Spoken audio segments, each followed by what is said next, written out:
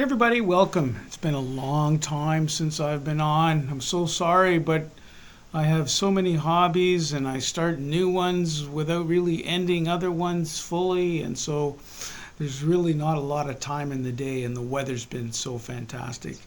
But something has come up that I need to talk to you about. So last week, the weather organization coming from the United States, but it does international weather as well. It's the NOAA, and they did their latest El Nino update. Now, El Nino we have every few years for those of you who aren't familiar with it. And usually it just means things are a little rainier or a little warmer or a little drier, and it's really no big deal. And then every so many years, 8 to 10 years, there's a really bad one. And then we find out, oh, that's what El Nino means. And then every 20 or 30 years, there's a super bad one, which most of us don't really remember or know about unless we've been to places like in the tropics or different parts of the world where it really hit extremely bad. So I've been watching this because was going to be a bad El Nino. It looked like it. We knew one was coming, but what's happened is the NOAA basically said last week, and I knew it was time to do a video and talk about it. They put out an advisory, which you can go look at. It even made CNN breaking news. When does weather, unless it's a hurricane or something, when does it make breaking news? But there's a 63% chance, which is fairly high for Godzilla El Nino, Super El Nino, back the way it was in 1950s. The last really bad one in Ecuador was the 97-98. Now this one is supposed to peak in that sort of November time frame, and El Nino has implications on weather around the world.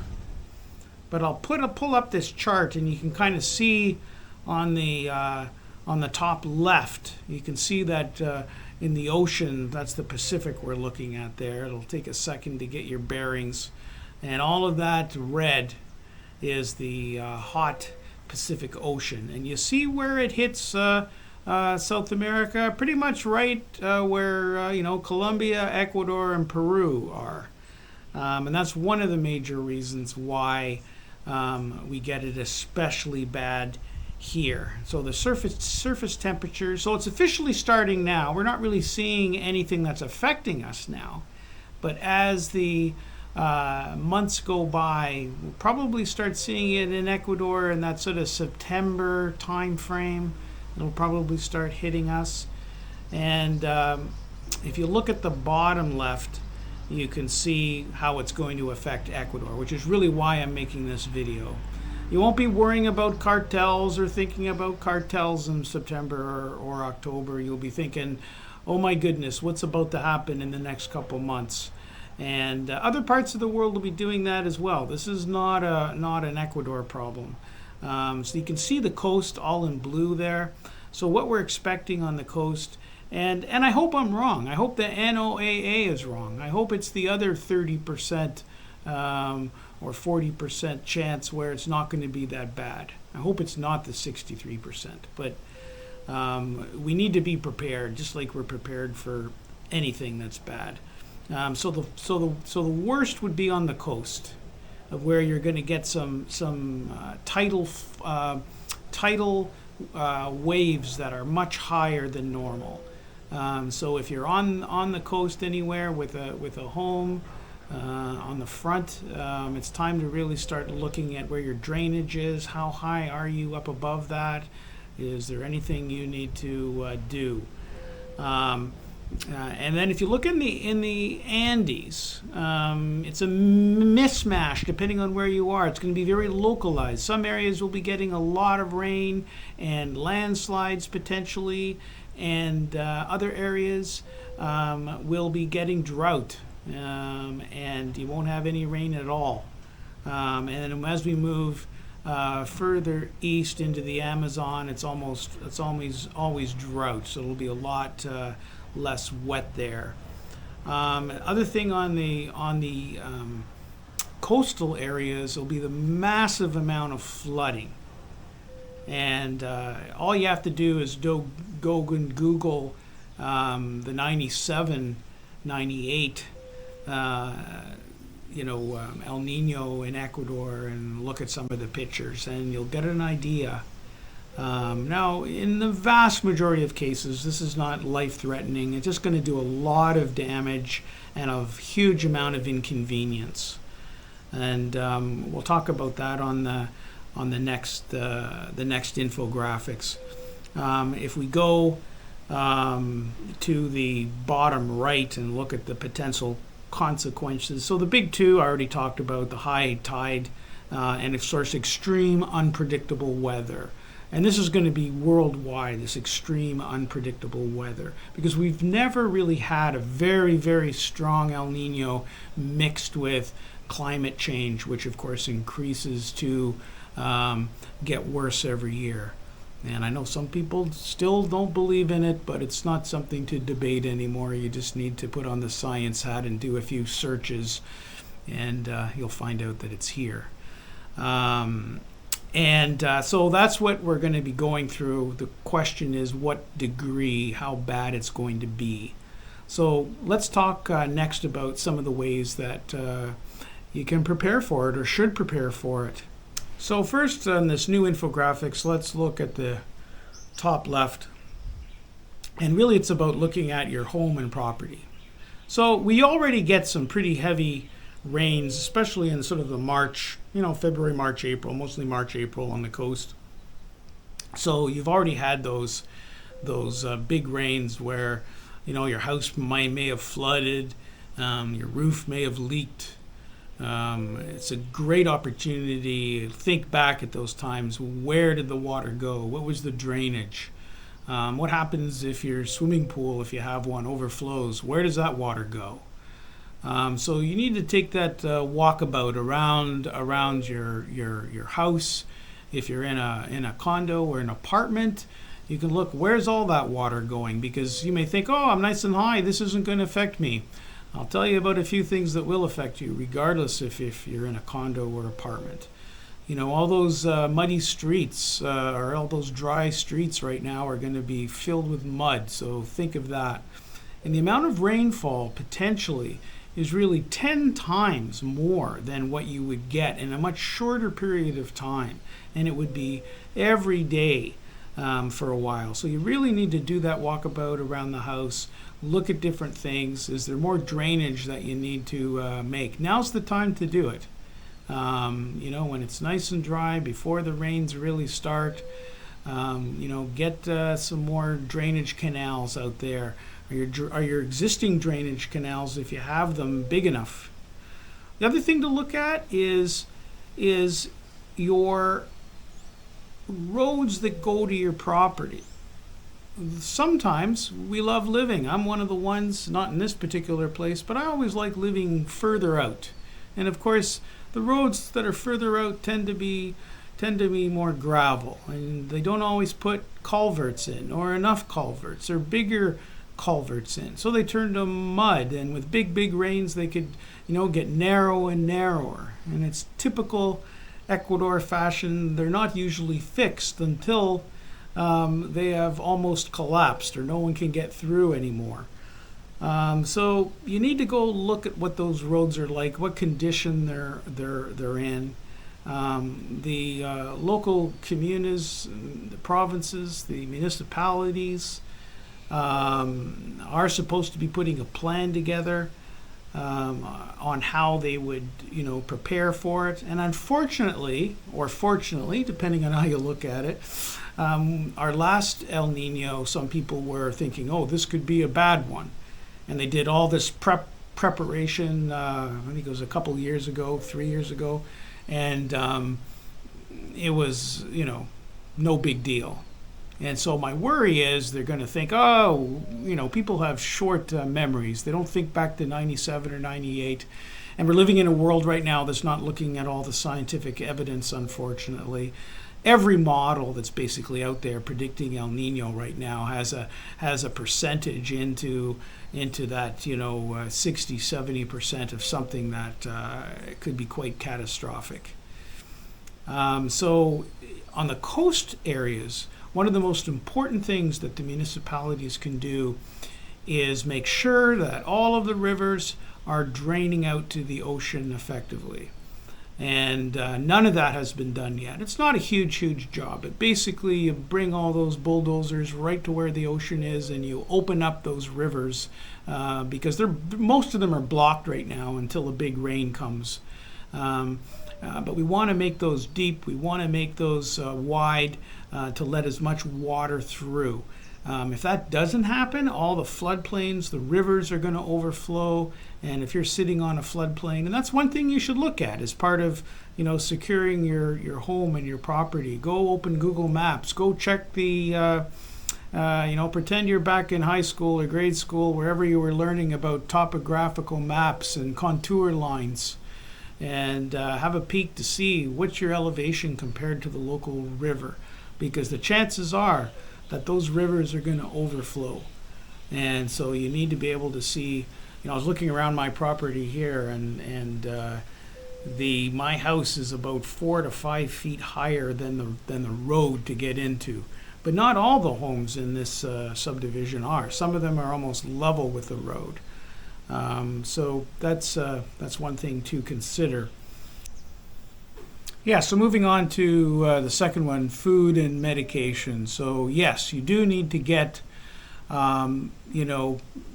dry goods, canned goods for at least 7 days.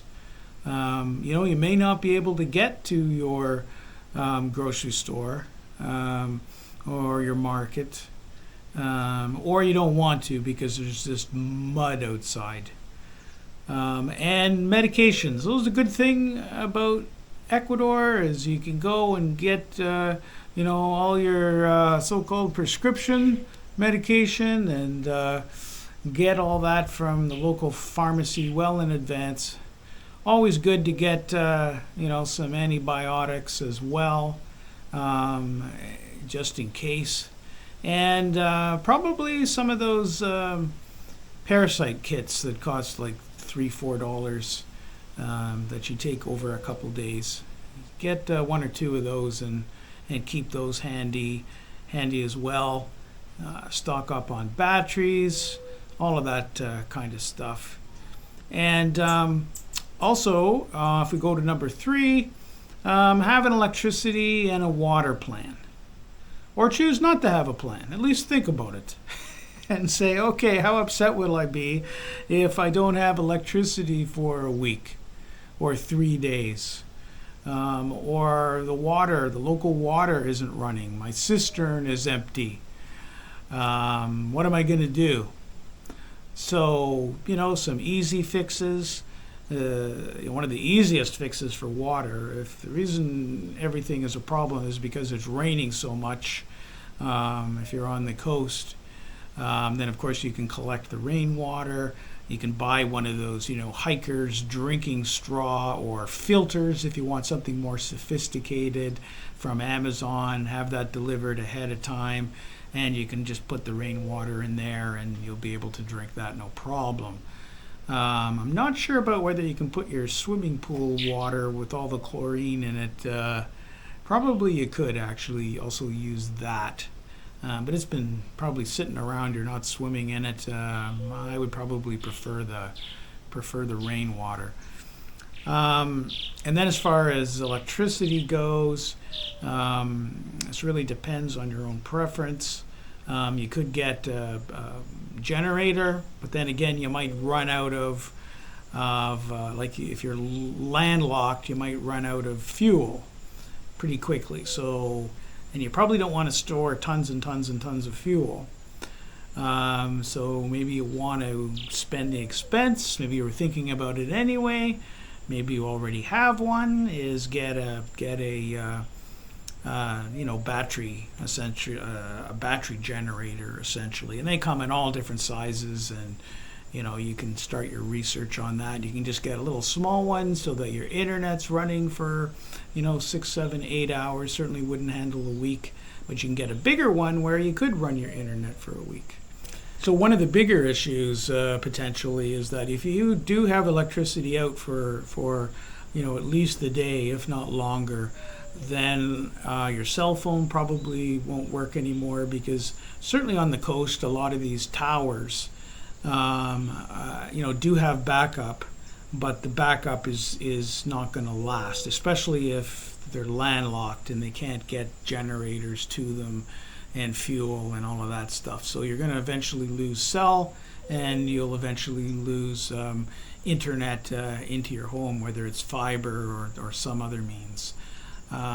If you're absolutely paranoid, more than me, and I'm not paranoid, I just like to be semi prepared, look at what my options are, and I like all these toys anyway. But if you're more so than me, and you want to be connected no matter what, which will probably get you 95% there, would be to get Musk's Starlink system installed and hooked up there. So once you provide electricity to that, which it doesn't take a huge amount, and you could use one of these battery-powered, get a large battery-powered generators, you'd be at least connected to the world and you know exactly what's going on, rather than sitting wondering. So that's an option. All these are options depending how much money you want to spend, how much risk you want to take. There's really no right or wrong answer, but just things that you should be thinking about. And one other thing, going back to the house for a second, if you have a septic tank and it's in a sort of a flat area as opposed to slightly raised, it will probably stop working because the water will get so high, intense rains, it'll just kind of sit there, and it has no place to go. It can't drain. You could get it pumped out, but it's just going to fill right back up again pretty quickly. So that could be an option. So when you're doing that walk around the house, check that out as well. Then when the worst is over, one of the things you need to be really cautious about moving to number 4 is, where is all this standing water? And try and drain stuff out of your property as much as you can. You really, on the coast here, you really don't want standing water, mainly because of disease, with the worst being dengue fever. So, and there's no real vaccine for that yet. That is sort of universal, that we could all take. So that is a big health risk. When we're still, when the worst of the rains are over, but it doesn't all drain away, especially if it's flooded. If the rivers get really large and it's flooded over the floodplains, there'll be big puddles for a long, long time after that. And, stay connected. The last bit of advice, stay connected with your friends, and it gives you something to talk about now over coffee and breakfast and all of that good stuff. Oh, what are you doing about it? Oh, I'm not doing anything about it. They say this stuff all the time, blah, blah, blah. Or, oh, I just bought solar panels. Do what you want. I hope I'm wrong with everything, but I did want to let you know about it. One last thing is where the reservoirs are that gives electricity to the bulk of Ecuador. We don't know yet whether they're going to be in a drought scenario or in a rainfall scenario. We don't know how high the rivers will get depending on where the rain falls in places like Cuenca. Guayaquil's probably not going to be good. It's probably going to be a big mess there. Manta, probably a big mess. The whole sort of coastal area will not be good. Even in a middle of the road El Nino, which almost for certainty it will not be a low one. It's going to be at least a 5 out of 10 kicker, which is not good anyway. So anyway, that's it. Sorry for the bad news, but this is more important than cartels and corruption and all that stuff. And as I've said many times, no matter what country you're living in, you got 3 or 4 bad things going on right now. And whether it's United States, Canada, France, Peru, pick whatever one you want and you'll come out. People are always complaining about something. But the difference, I think, in Ecuador here, and I'm a little biased, towards Ecuador. Most people around here are really happy. So anyway, take care, enjoy, and we'll be talking more about this, I'm sure. Check out my new hobby, music artist and song creation. I created a virtual singer named Constance Nelson. Her new rock song is out now. Search Constance Nelson Skin and Smoke on Spotify, Apple Music, YouTube Music,